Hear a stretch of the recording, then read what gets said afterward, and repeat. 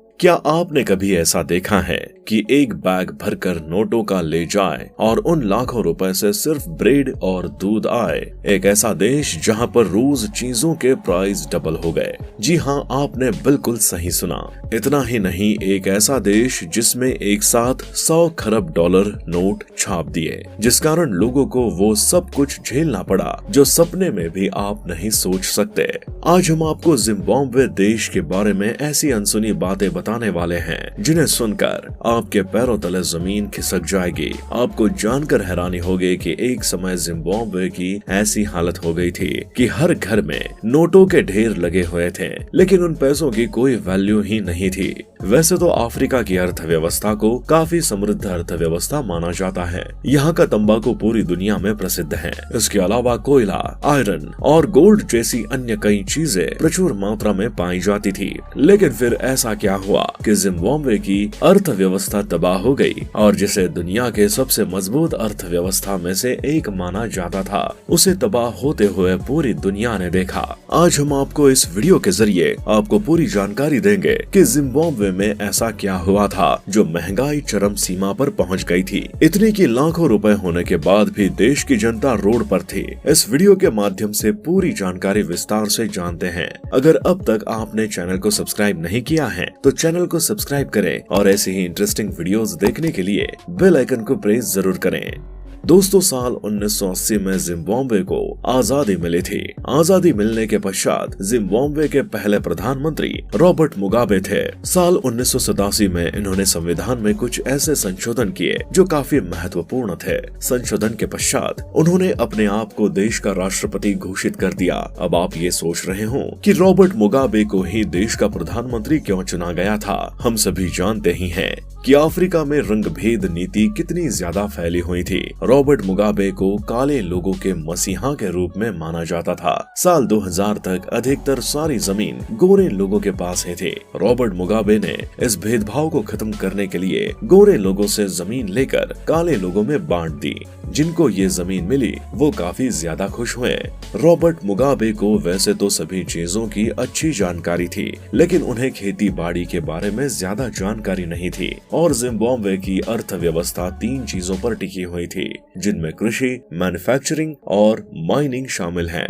कहा जाता है कि जिन लोगों को कृषि की अच्छी समझ थी, उन लोगों ने अपने जमीन पर तंबाकू और दूसरी चीजें उगानी शुरू कर दी। काफी अच्छे तरीके से कृषि करके खुद उत्पादन किया। लेकिन जिन लोगों को कृषि के बारे में जानकारी नहीं थी, उन्हें काफी ज्यादा नुकसान हुआ, जिसके कारण सामग्री खत्म होने लगी। एक तरफ कृषि के कारण जिम्बाब्वे की अर्थव्यवस्था काफी डाउन होती जा रही थी, दूसरी ओर काले और गोरे लोगों के बीच विवाद भी बढ़ता जा रहा था। हर तरफ दोनों गुटों के बीच बार बार लड़ाई झगड़े और हिंसा के मामले सामने आ रहे थे।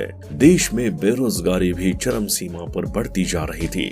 देश में काफी चीजों का उत्पादन घट गया, जिसके कारण महंगाई भी बढ़ गई। जिम्बाब्वे सरकार ने अपनी अर्थव्यवस्था को सही करने के लिए दूसरे देशों से लोन लेने का मन बनाया और सबसे पहले नंबर पर जिम्बाब्वे ने चीन से लोन लिया। बता दें, जिम्बाब्वे देश के लिए चीन ने काफी कुछ किया है। लोन चुकाने से लेकर अन्य चीजों में भी जिम्बाब्वे को चीन का साथ मिला है। बहुत कोशिश करने के बाद जिम्बाब्वे में ना तो महंगाई कम हो रही थी और ना ही अर्थव्यवस्था अच्छी हो रही थी, जिस कारण जिम्बाब्वे के प्रधानमंत्री को एक ख्याल आया। उन्होंने सोचा कि क्यों ना जिम्बाब्वे में अधिक नोट छाप दिए जाएं, जिसके कारण देश में सभी लोगों के पास अधिक पैसा होगा तो देश से गरीबी भी मिट जाएगी और भूखमरी भी नहीं होगी। देश की अर्थव्यवस्था भी काफी अच्छी हो जाएगी। आपको बता दें कि जिम्बाब्वे के प्रधानमंत्री ने ऐसा ही किया। उन्होंने देश में असीमित मात्रा में नोट छपवा दिए, जिसके कारण देश में महंगाई चरम सीमा पर पहुंच गई।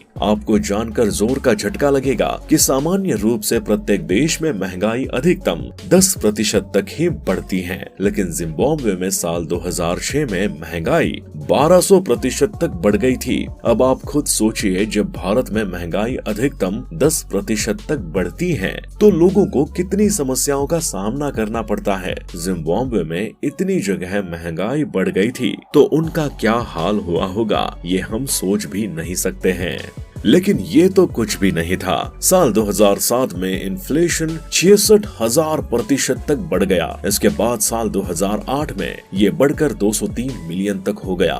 ये दौर ऐसा था कि उस दौरान पूरी दुनिया में मंदी चल रही थी। इसके बाद नवंबर में इन्फ्लेशन 79 बिलियन को पार कर गया। इतना सब होने के बाद सरकार को समझ आ गया कि उनसे बहुत बड़ी गलती हुई है, इसलिए उन्होंने नोटों की छपाई को रोकने का फैसला किया। लेकिन तब तक बहुत देर हो चुकी थी। आपको जानकर हैरानी होगी, लोगों को टूथपेस्ट और ब्रेड खरीदने के लिए ट्रॉली बैग में भरकर पैसा ले जाना पड़ता था। अब आप खुद ही अंदाजा लगाइए कि सभी सामान की कीमत कितनी ज्यादा बढ़ गई थी। साल 2006 से 2008 का दौर ऐसा था जिसमें महंगाई प्रतिदिन डबल होती जा रही थी। यानी कि यदि आज कोई चीज 1000 रुपए की है, कल वो 2000 की और परसों 4000 ऐसे होती जा रही थी। आपको बता दें कि बढ़ती महंगाई के कारण जिम्बाब्वे के लोग अपना देश छोड़कर दूसरे देशों में जा रहे थे।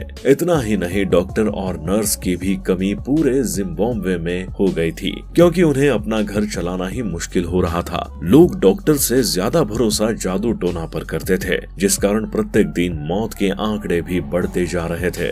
साल 2015 में सरकार ने ऐलान किया कि जिम्बाब्वे में सिर्फ अमेरिकी डॉलर ही चलेंगे। इससे पहले जिम्बाब्वे में 8 कंट्री की करेंसी चलती थी। जिम्बाब्वे के लोगों के पास बहुत ज्यादा जिम्बाब्वे की करेंसी थी, इसलिए सरकार के द्वारा और करेंसी के बदले एक बॉन्ड देने का फैसला किया और एक बॉन्ड की कीमत $1 के बराबर होगी। इतने सालों से जिम्बाब्वे की सत्ता संभाल रहे रॉबर्ट मुगाबे को अचानक से जिम्बाब्वे के चीफ आर्मी के द्वारा नजरबंद कर दिया गया था। दरअसल रॉबर्ट मुगाबे की उम्र 93 साल हो गई थी और वो यही चाहते थे कि उनके बाद उनकी पत्नी को देश की प्रधानमंत्री बनाया जाए। इसलिए उन्होंने वाइस प्रेसिडेंट को सत्ता के पद से हटा दिया था, क्योंकि उन्हें डर था कहीं इमर्शन चुनाव में खड़े हो और वो जीत जाए और उनकी पत्नी प्रधानमंत्री ना बन जाए। इमर्शन के देश की सेना के साथ काफी अच्छे संबंध थे, इसलिए इसका फायदा उठाकर उन्होंने राष्ट्रपति और उनकी पत्नी को नजरबंद करवा दिया। इसके बाद इमर्शन को देश का राष्ट्रपति बनाया गया और उन्होंने देश की सत्ता को काफी अच्छे से संभाला। धीरे धीरे इन्फ्लेशन भी कम हो रहा था, जिसके कारण जिम्बाब्वे की स्थिति पहले से ज्यादा सुधर गई थी। इस तरह जैसे जैसे समय बीतता गया, वैसे वैसे जिम्बाब्वे की हालत अभी भी सुधर नहीं पाई है। जिम्बाब्वे की सरकार को अर्थव्यवस्था सुधारने के लिए बहुत साल लग गए हैं और आगे भी काफी टाइम लग सकता है। आज हमने आपको इस वीडियो के जरिए ये बात बताया है कि कैसे वो देश जिसकी अर्थव्यवस्था एक समय में काफी समृद्ध हुआ करती थी, एक गलत फैसले से देश की स्थिति पूरी पलट गई थी। आम जनता भूखमरी से मर रही थी, बैग में नोट भरे हुए थे लेकिन उनकी वैल्यू 0 हो गई थी। हम उम्मीद करते हैं कि आपको वीडियो पसंद आई होगी। इस वीडियो को दोस्तों के साथ शेयर जरूर करना और आप हमारे चैनल पर नए हैं तो चैनल को सब्सक्राइब जरूर करें।